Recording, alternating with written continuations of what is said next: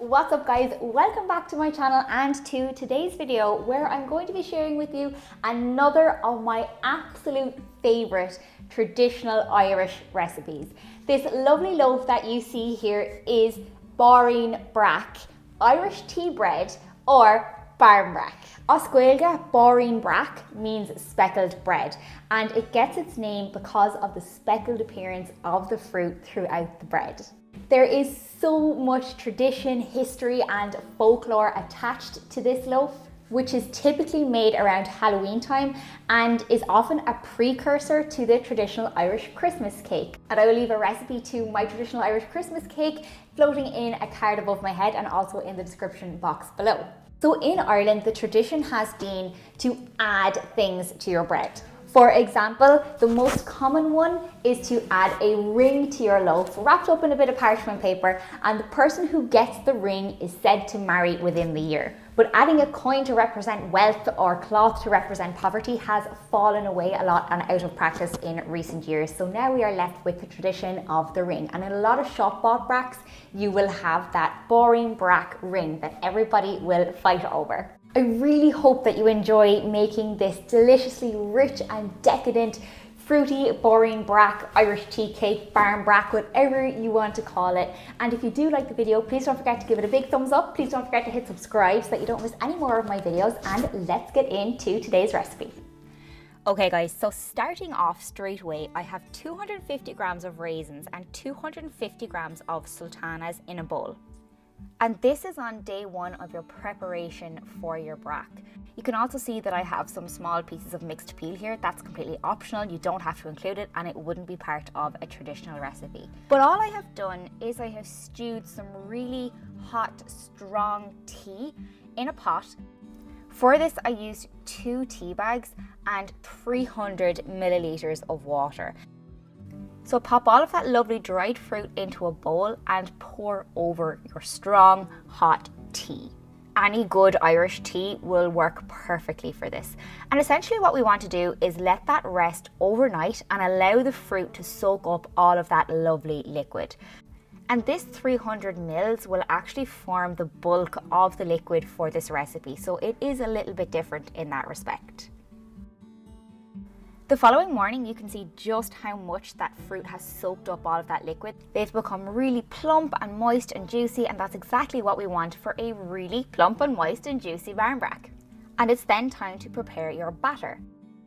You will need 150 grams of light brown sugar, 300 grams of self-raising flour, 5 grams of mixed spice, 5 grams of salt, 5 grams of baking powder, 1 large free-range egg, your bowl of fruit, and I haven't included here that you will need about 100 mils extra of strong hot tea. So as usual, when we're doing any kind of baking, I always find it really good practice to pass all of your dry ingredients through a sieve. Give all of that a whisk together so it's nicely combined and add your sugar. That mixture is so fragrant, really you're going to love this. Now this is a bit of an unusual one, but at this point we want to add our egg and just mix it in gently. It's going to be kind of a lumpy, really weird mixture that you're not really used to working with, but trust me, it'll work. When your egg is mixed in, go ahead and drain whatever liquid is remaining from your fruit. So that fruit won't have overnight soaked up all of that liquid, so you will have a little bit left. And what we want to do is create a nice smooth batter that drops off your spoon. This is where our 100 mils extra of our strong, freshly brewed tea comes in. How much of this additional liquid you need to use will depend on how much of that strong tea that your fruit soaked up overnight. And I'm just adding it in a little bit at a time until I get the consistency that I want, which is sort of a runny, falls off the spoon cake batter, but you can still see your wooden spoon marks in your mixture. At this stage then we can add in our fruit and just spend a bit of time mixing it in, getting everything really nice and well incorporated.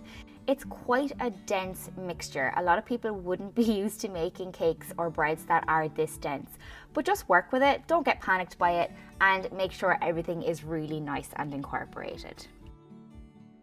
So I went ahead and lined a 2-pound loaf tin with some grease-proof paper. This will just allow me to lift the bread out of the tin really nicely after our first 1 hour of baking. I'll get onto that in a second.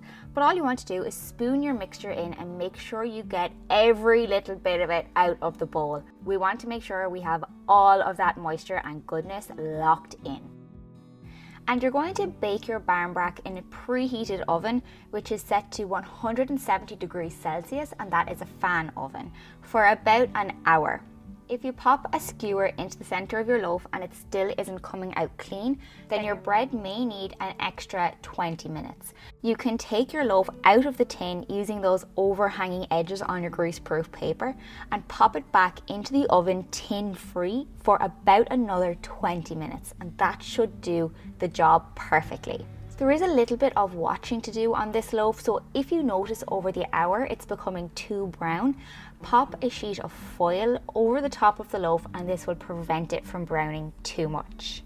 Look how absolutely amazing that looks. I cannot wait to dig into this loaf. It is so fruity, so decadent, so delicious. It is perfect to eat on the day of baking, and what we do is slather it up with good Irish butter. It's the most amazing way to eat this. And that is it, everybody. I really hope you enjoy the recipe. If you recreate it, please don't forget to tag me on social media and let me know in the comments section down below how you got on with your own bakes. If you liked the video, please don't forget to give it a big thumbs up. Please don't forget to hit subscribe so that you don't miss any more of my videos, and I'm looking forward to seeing you back on my channel really, really soon. Bye!